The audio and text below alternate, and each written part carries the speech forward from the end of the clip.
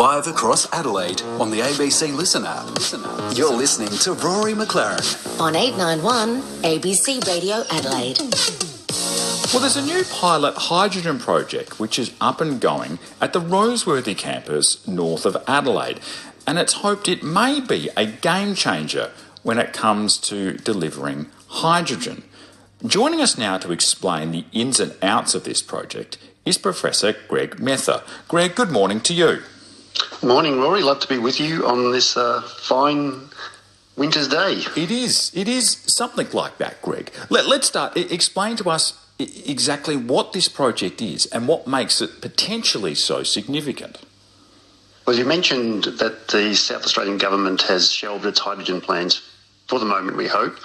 But all of these plans, not only in our state and our country, but around the world, all rely on generating what we call green hydrogen, so hydrogen from renewable sources. And that source of hydrogen is from a process called electrolysis, where you apply electricity to split water into hydrogen and oxygen.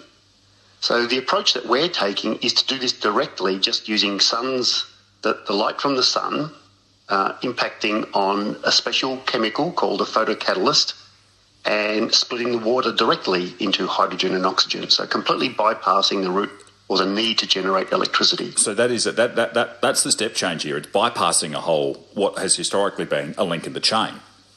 That's right, and that's what's been holding up all of these projects, because the electricity has to be paid for, and that just adds to the cost, and that's why it's not being competitive.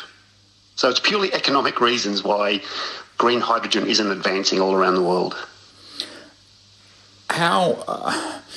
When it comes to developing this trial, how long have you been working on it to get to this point of a scale trial as you're trying to do now at Roseworthy? So I should also add that one of the particular ways that we're doing this, what's different to everybody else, is we're using concentrated light. So if you were to have a look at the site, you'd see that we've got a whole lot of mirrors that's concentrating light onto our reactors, and that's where our special know-how has gone into developing these reactors.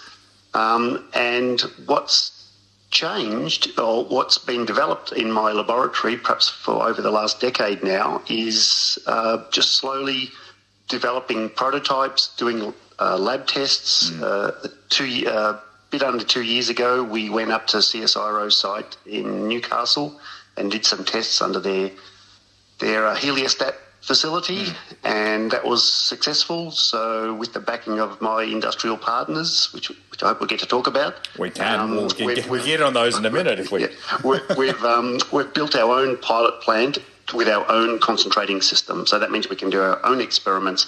So it's ours to use whenever we want. It's relatively close.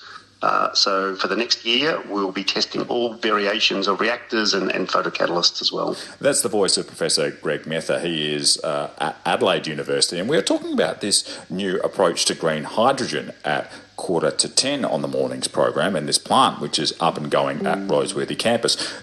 Greg, let's talk about some of the other partners involved in this. Obviously, it's Adelaide University, there's Fortescue and Sparc Technologies as well. Yes, so Sparc Technologies, a local technological company who have worked previously with the University of Adelaide, and that's how I was introduced to them a few years ago. And then we had a contact at Fortescue who was aware of the work that I was doing, and they wanted to get involved. So a bit over 2 years ago, we formed Sparc Hydrogen joint venture that also involves the University of Adelaide, and I also should mention a collaborator I have at Flinders University, so they're involved as well. But there's also an international element here as well, is there not, Greg? Oh, yes. So at the moment, our photocatalyst is being provided with a Japanese collaborator of mine from Shinshu University. So that's where we're obtaining the photocatalyst material. But we are agnostic to the photocatalyst, which means we can take any photocatalyst.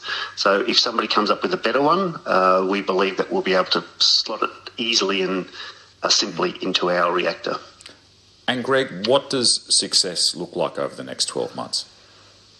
Success will be testing all of the ways that we can control the mirrors, producing hydrogen, playing with all the variables at a large scale that we haven't been able to do in the lab so far, and just verifying that everything works under real-world conditions. So, when the rain comes, we'll have to deal with that.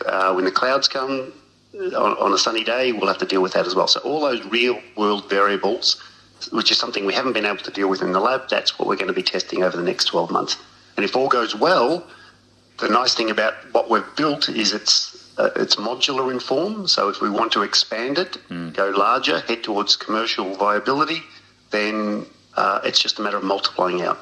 So that's the scalability. The scalability, exactly, yes. So everything is self-contained. There's no then issues about scaling it to being a large commercial site. Well, Professor Greg Metha, thank you very much for your company this morning, and let's keep in touch as the trial rolls out over the next 12 months. Happy to keep you informed. Thank you very much for your time again this morning. It is 13 minutes to 10. Up next, we're going to be talking what you should be watching.